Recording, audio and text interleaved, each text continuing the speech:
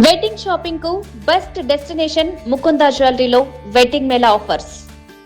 జనసేన ఏపీలో మూడవ బలమైన రాజకీయ శక్తిగా ఆవిర్భవించడానికి చూస్తోంది. కూటమిలో ఉంటూనే తన బలాన్ని పెంచుకోవాలని అనుకుంటోంది. దానికి అనేక కారణాలున్నాయి.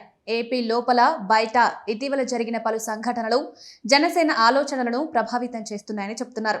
తెలంగాణలో జనసేన రీఎంట్రీకి రంగం సిద్ధం చేసుకుంటున్న వేళ అక్కడి రాజకీయ ప్రత్యర్థులు చేసిన విమర్శలు కూడా పార్టీలో కసిని పెంచుతున్నాయని అంటున్నారు. అందుకే జనసేన తెలంగాణ ఆఫీస్ని అక్కడ ఏర్పాటు చేశారు. అంతేకాదు సంస్థాగతంగా పార్టీని తెలంగాణలో విస్తరించాలని నిర్ణయించారు. ఇక ఏపీలో చూస్తే జనసేన పూర్తి ఫోకస్ పెడుతోంది. జనసేనను క్షేత్రస్థాయిలో మరింత పటిష్టం చేయాలనుకుంటోంది.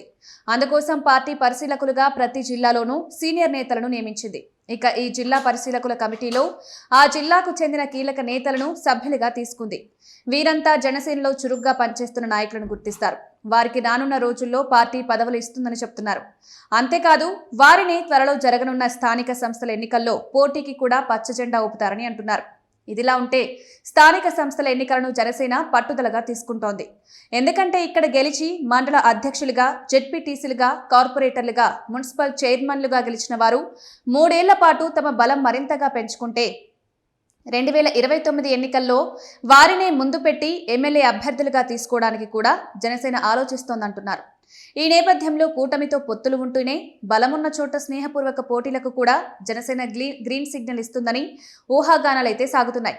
అంటే జనసేన మొత్తం బలం ఎంత నేతలకు ఉన్నా, పట్టు ఎంత, జనాల నుంచి ఆదరణ ఎంత, పార్టీకి పెరిగిన ఓట్ల శాతం ఎంత, ఇవన్నీ కూడా జనసేన స్థానిక ఎన్నికల ద్వారా పరిగణలోకి తీసుకుని లోతైన అధ్యయనం చేస్తుంది.